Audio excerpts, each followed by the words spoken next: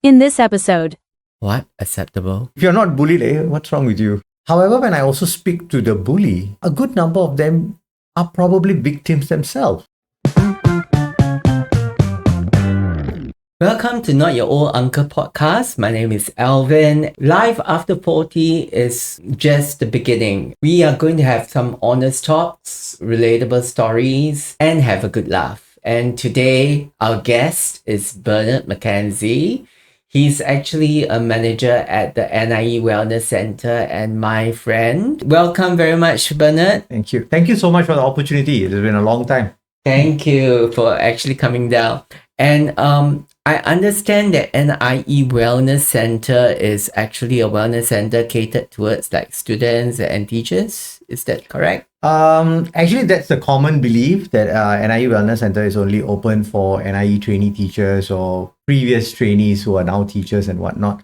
Actually, we are open to both NIE/NTU students as a whole and staff members. And on top and above, we're also open to members of public. Oh, Yeah. So we're also open to members of public who reach out to us for counseling support. so if I'm a member of public and I actually like to get some help from NIE Wellness Centre, then what should I do? Okay, so basically they just go to our website. There is a online registration form.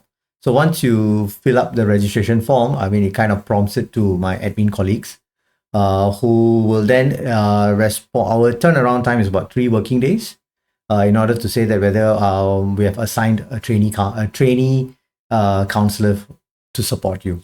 Okay, but then when you say training counselor, it sorts of makes me a little bit worried. Okay. So NIE training counselors actually do get supervision and someone to actually make sure that they're doing the right thing, right? Absolutely. So, as I mentioned, that these are trainee counselors. They are doing it at a master's level. So we have 2 programs. One is the MAAP, which is the counseling psychology program, and the other one is the MACG program. We are training counselors. On an average, a good number of them come in with at least 2 to 3 years of experience under their belt. So that means they're already practitioners, or they've already done some level of counseling at some point. So saying that they're trainees is not exactly true. They are trainees at a master's level, but they are already, some of them have good experience under their belt. Right. Right. So which means they have already had some ground practice. And when they're doing their masters, they are also supervised by registered counselors and registered psychologists. All right, Yeah. great. So today we're actually inviting Bernard over because we have something quite interesting to talk about. And that is actually about bullying. Yep. So would you like to tell me a little bit about bullying right now, especially in a school context? I think bullying has it has been part and parcel of human development in one way or another. Especially if you grew up with siblings and whatnot, it's almost seen like bullying is the rites of passage. In some aspect, it's almost like acceptable. Like if you can't, that's an area that you need to toughen up. I think when you say it's acceptable, I can imagine that a lot of parents right now on the other side looking at this particular YouTube are going like, oh, what? Acceptable? Yeah, exactly. Because the reason I say it's acceptable, I'm talking about back in like the time when I was growing up, like in the 70s, right? If you're not bullied, what's wrong with you? It's Well, it could be that they are bullying someone else. yeah, absolutely. It is almost seen like, come on, just toughen up. Right? It is seen like there are bigger matters to worry about. Why it's almost seen trivial. So I'm talking about those my growing up years where it is okay. So what's the big deal? So I would say that bullying has been around for the longest of time. I think today, we have, and like what you say, right, of our friends and family who's watching on the other side, will be saying that, oh, what does Ben mean is acceptable? Because today is not acceptable for the only reason because we have that awareness of how it impacts a person mentally, physically, and emotionally. Right? So, and that's exactly what was seen as acceptable back then. Today is not acceptable. I'll give you an example. Like you see, in the early years, if a person smoking in public or spitting in public, probably in the 60s or 70s, that was normal. People were like, oh, okay. But today, that's abnormal, right? That's not an acceptable behavior. So, same thing. I think that psychologically nothing has changed in the sense that the impact that it has on the victims back then Yes. and the impact that it has on the victims now is still the same. It's still the same. It's just that the awareness is actually greater that this is not something very good to do. Absolutely. You're absolutely right. What the psychological impact, I don't think there is a major difference on the impact. But how we view it back then and how we view it now is where the difference is. Then that's thanks to awareness and the education that we have received. So right now, since you actually work a lot with students, do you actually remember of any particular case that is very, very strong that has a part in your heart? Okay, I think there was a couple of cases. I think we have worked together. I think the schools that we work together, I think we have seen that quite a bit. Yes. And I think it has affected me in a way where kids use certain terminologies, and we will consider that as kind of like verbal bullying, right? Belittling a person and putting the person down, or making that person feel that they are not good enough. But I've always also wondered, how is it that the bully doesn't even realize that? That's one question that has always affected me. And I think the other part that's always affected me was the other population is called the bystanders, right? So one is the bully, another one is the victim. Right. Then there's another group called the bystanders who just stand at the side, know that that's wrong, and still don't want to say anything. I must say that I have actually been the three that you mentioned, the bullying, the bully, the victim, as well as bystander.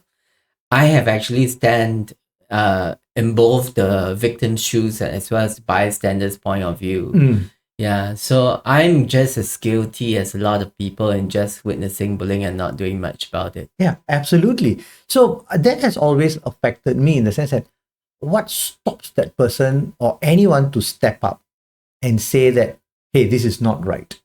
And most often when I have a chance to speak to the victim, of course, when I speak to the victim and we try to work with him or her to empower them and give them that voice to speak against this bully.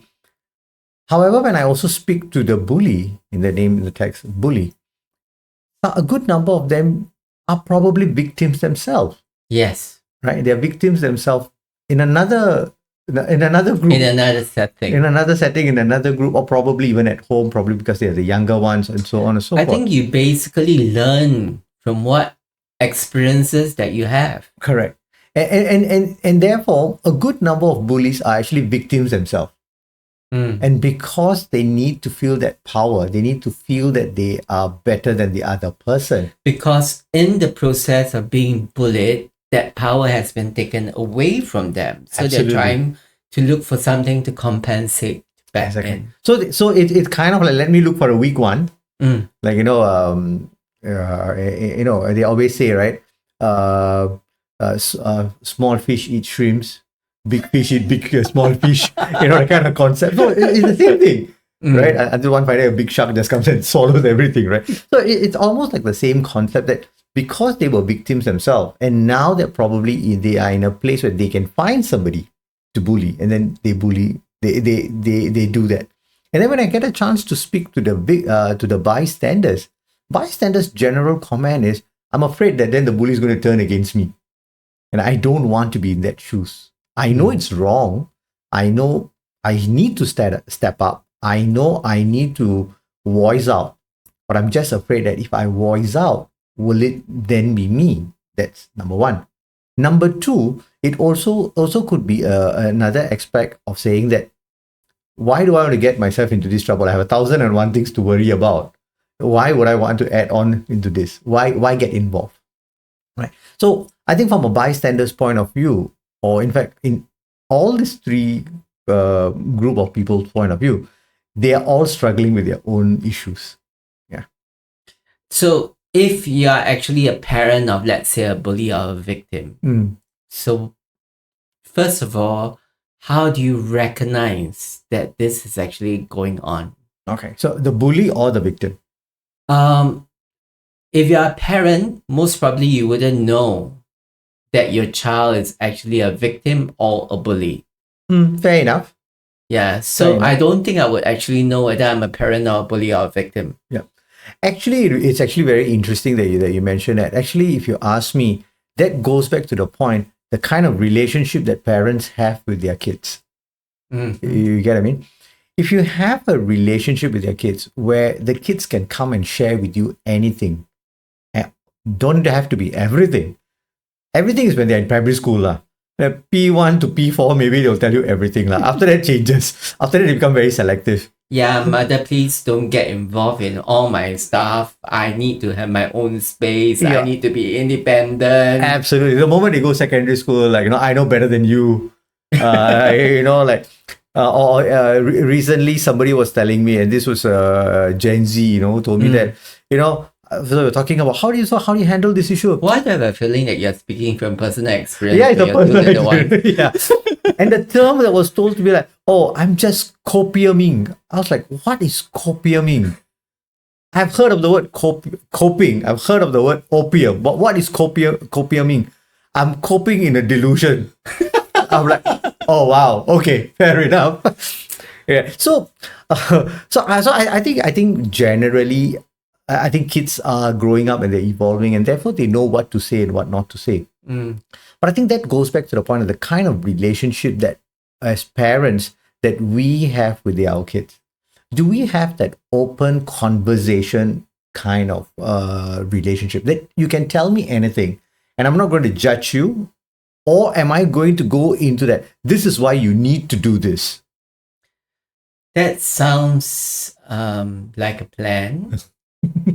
I say sounds like a plan because it's always so easy when it sounds, but when you execute it, it's so difficult. Absolutely. So if I'm actually a parent and I want to actually establish a better relationship with my kid, you say that you have to find that fine balance between, talking to them and not forcing it out there.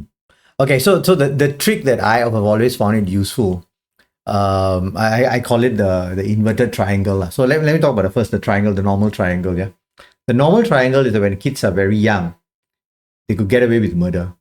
Like they can say the dumbest thing, and parents are like, "Oh, so cute, so nice." They could say the dumbest thing, "Oh, so cute, so smart." And the same child when he turns from 5, turns 15, and say the same thing. Oh my God, that's so rude. Like, how can you say that? And the kid were like, I said that on a side, I got away with it. Like, how can I 15 I'm not saying it, right? So normally I would encourage parents, and this is also a reminder for me as a parent as well, to have that inverted triangle kind of parenting. When they're young, we have very clear boundaries, right? And probably they need a lot more hand-holding and guidance and say, okay, this is what you can do, this is what you cannot do. When you do this, this is the consequence. When you do this, this is what's going to happen. Okay, so when you say inverted and upright triangle, so basically we're having an upright triangle. The top part is the young age. Yeah, correct. So it's inverted. And as you actually come older, people have a tendency to control more. Yes. But what you're actually saying is that we should turn it around so that when you're actually at the younger age, we should actually control more. And as they actually get older, we should control less. So we cannot say control, but rather expand the boundary, and then it becomes a point that we can discuss.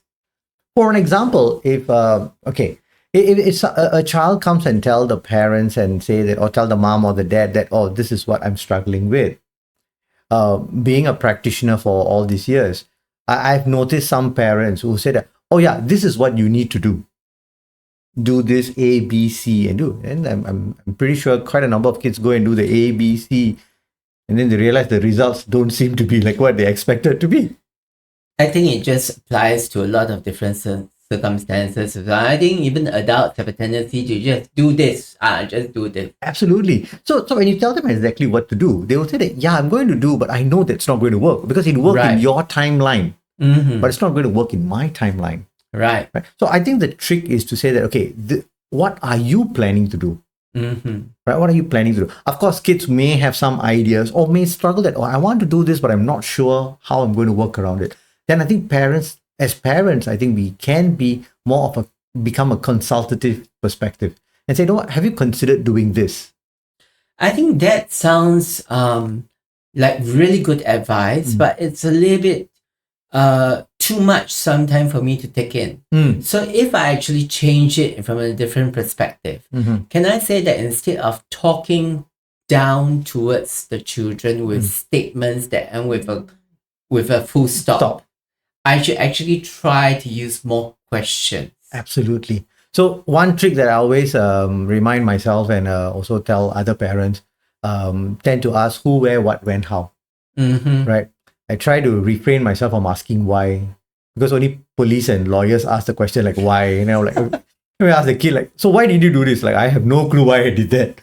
Right. But coming back to the point of bullying, so if I'm actually having still quite a close relationship, or at least my child is sort of telling me stuff, but they might not necessarily tell me that they have been bullied or that they're bullying someone else. But the bullying part, of course, they know that it is wrong, but they're still doing it. They're still doing it, yeah. So if let's say they are still doing it, then the question I think as parents, we need to reflect upon ourselves. Like, is there any way that we have exhibited that that's okay? Right? Have we displayed? I'll give you an example. Right? I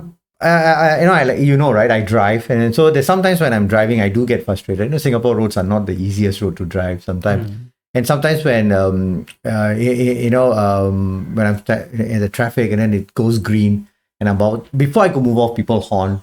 And this was definitely when I was a lot younger. I used to have this habit. I will jump over the car.